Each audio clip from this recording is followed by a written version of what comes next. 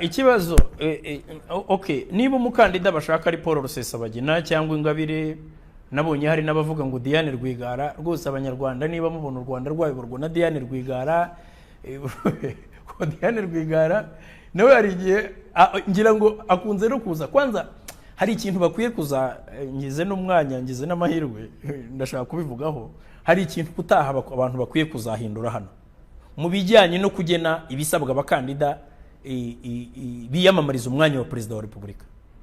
Na ahantu hafunguye ku buryo n'umusazi mu gitondo avumbuka akavuga ngo agiye muri komisiyo y'igihugu y'amatora, ukabona umuntu uvuze ko ashaka kuyobora abanyarwanda, kandi kanya akavuga ati nabonye itike nzana kuri komisiyo ariko sinza kubona aho nkura itike yo gutaha.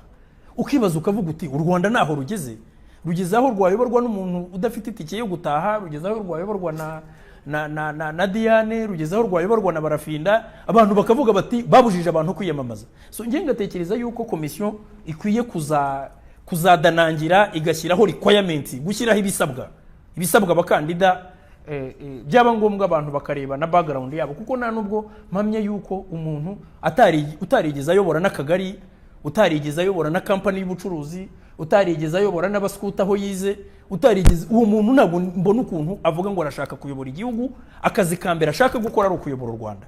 Ngewe ntabwo nekereza u Rwanda urebye akarere rurimo n'ibibazo bihari ibyo rugomba gukora, kuko ngira ngo ubwabyo ni n'agahomamunwa. Sinzi niba Perezida wa Repubulika ari ugomba kwishakira opposition, kuko opposition ze ni iki? Opposition ni ukuvuga ngo ni abantu, turavuga ngo hari abantu bafite ibitekerezo binyuranye n'iby'ubutegetsi buhari. Ibitekerezo binyuranye bijyanye n'iki? Bijyanye n'ubuzima busanzwe bw'igihugu. Ntabwo ibitekerezo binyuranye ari ugukora ibyaha cyangwa se ari ukuzana amatiku cyangwa kubunza amagambo ku mugani wa mudamu uririmba, kuko ushobora kuza ukavuga uti jyewe mu burezi dore ibyo nzakora, ibihari ntibikorwa neza.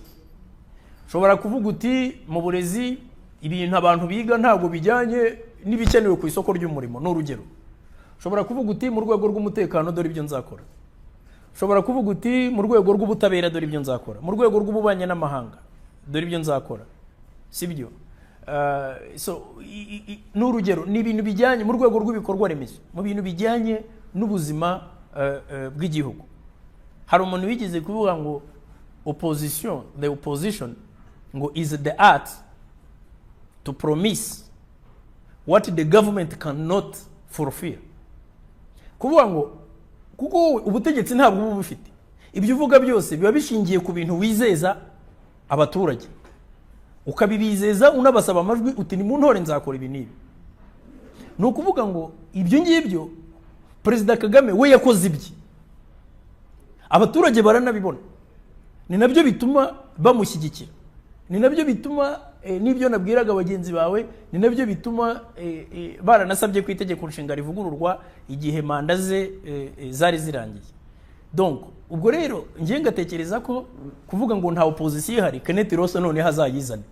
Ubwo kiretse niba we afite opposition yashaka, ubwo azayireme ayizane, ipfa kubahiriza amategeko gusa. Ariko ntabwo ntekereza yuko Perezida Kagame ari ukwiye kwishyiriraho opposition, kandi n'ubundi opposition n'ubundi sinzi ngo opposition ni iki. Ntabwo wakwiyopoza no ku bintu, ese uraza kwiyopoza ku biki? Uraza kwiyopoza uvuge ko mituweli nta kigenda, uraza uvuge ko nta mutekano uhari, uraza uvuge ko nta bikorwa remezo bihari byakozwe bijyanye n'ubushobozi buhari, uraza uvuge ko mu ikoranabuhanga twasigaye inyuma, uraza uvuge ko nta mutekano dufite, uraza uvuga iki? Ikibazo ngewe iyo ntekereza Perezida Kagame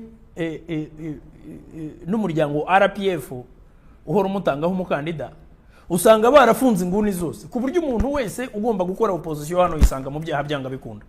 Kuko aba bantu bose bakubwira ngo bari muri opposition, bamwe bafite ibintu by'ibigambo, Kagame yarashe indege, Ingabire baramufunze, banize opposition, itangazamakuru ntiryigenga, amashyaka ya politiki yabujijwe gukora.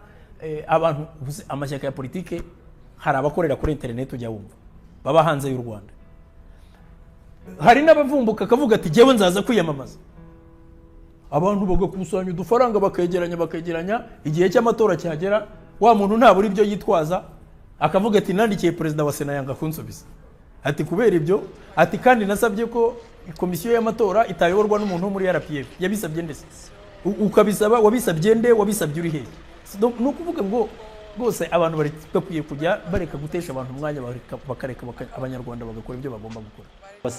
Keretse niba umuntu avuga ngo opposition, sinzi rwose umuntu uzaza akaza gukora opposition akavuga ko kuvana abaturage mu bukene ari ikibazo, kuko hari porogaramu ziri hano ziteza abaturage imbere, ari nazo zituma abaturage bahaguruka bakajya gutora umukuru w'igihugu, ari nazo zagiye zituma bamwe barara amajoro bajya kuri za site zitora, abantu bakavuga ngo babajyana ku ngufu. Ntabwo nibaza ukuntu washorera 500,000 ntabwo wabijyana kuri site yitora ku mbaraga, ntabwo bishoboka. Mwagiye mujya muri za campagne electorale hirya no hino.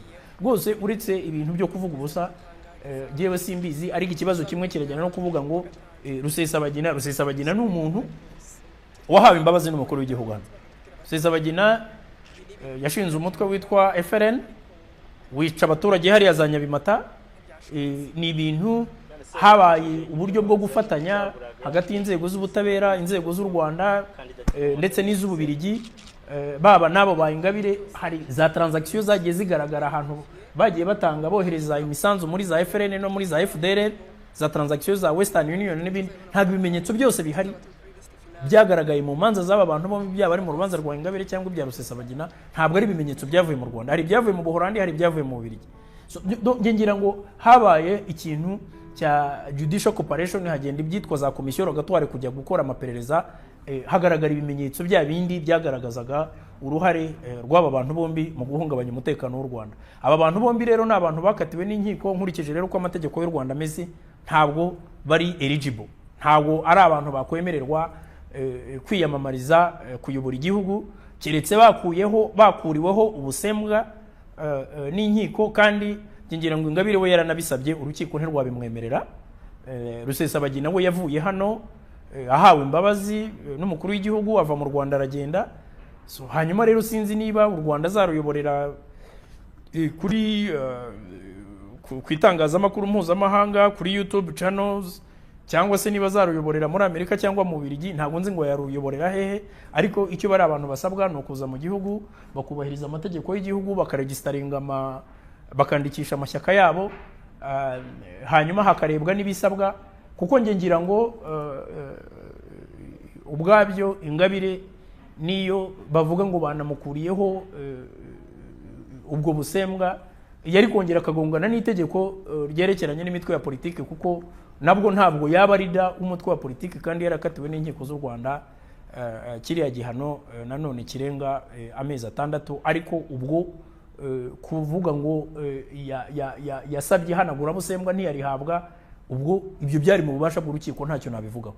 Yewe ntabwo najya kuvuga ngo ibyemezo by'inkiko nshobora kugira icyo mbivuga, ariko ntabwo byahindura ibyo byemezo. Ikigaragara rero nuko aba bazungu ni abantu ushyizemo nabo ba Kenneth Ross. Kenneth Ross ni umuntu wavuze ayobora Human Rights Watch, ndamuzi. Ni umuntu utarigize yihanganira u Rwanda muri iyi myaka yose ishize. Amaraporo Human Rights Watch yagiye isohora ku Rwanda murayazi. Aba bazungu ni abantu batifuza igihugu cyo muri Afurika gifite umutekano, batifuza igihugu cyo muri Afurika kirimo gutera imbere, batifuza igihugu cyo muri Afurika gifite abaturage batarwana mu bihe by'amatora, ngo abantu ngo batwike amapine, abantu basenya amazu, bamena ibirahure, abantu bicane.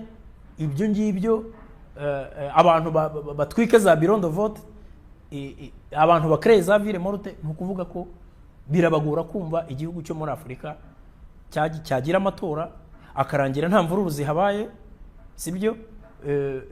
Akarangira nta bantu bapfuye.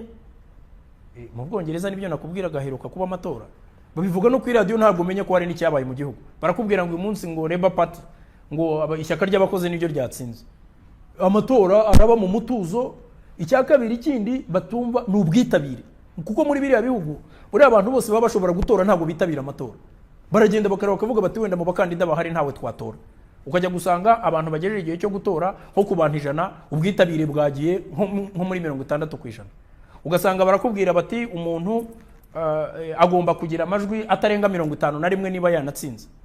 Ubundi kugira amajwi 51 ufite undi wabonye 48, ni hahandi usanga abantu barimo kugongana, kuko akenshi bikunze no kugorana, uba ari uburiro kugera icyo bita gouvernement de cohabitation kugira ngo ashobore gukora, otherwise inteko yamubloka, ushobora gutsinda amatora ukaba uri minoritaire mu nteko. Hano rero barareba bakavuga bati Perezida Kagame yatowe n'abaturage bose, ishyaka rye rizaba rifite majorite mu nteko, kumsa gutambutsa ibyemezo bye bizamworohera. Noneho abantu bakavuga bati ibyo bintu nibishoboka, batari amajwi ni menshi. Kugeza ubu ni inshuro ngiye kubivuga hari ya gatatu, ntabwo kugeza ubu bari batubwira amajwi umuntu atemerewe kurenza. No muri iyo demokarasi yabo bazanye, iyo baduhatiye nkunda kwita demokarasi y'insindirano, itajyanye n'amateka yacu, itajyanye n'ibibazo byacu tugomba gukemura, iyo demokarasi yabo ntabwo bari batubwira. Ikintu batubwiye baravuze ngo ni ubutegetsi bw'abaturage, ngo bukorera abaturage, ngo kandi bwatanzwe nabo. Donc ubwo ibyo ngibyo wajya kureba ugasanga bakavuga ngo umuntu n'ijwi rimwe, enome inivwa, ariko kugeza ubu ngubu muri ya enome inivwa nta muntu n'umwe wigeze avuga ngo dore amajwi batarenze. Nta n'ikibuza umuntu kuba yagira 100% mu gihe abaturage be bamubonamo icyizere cyo kubona kwiye kuba yabona ayo majwi.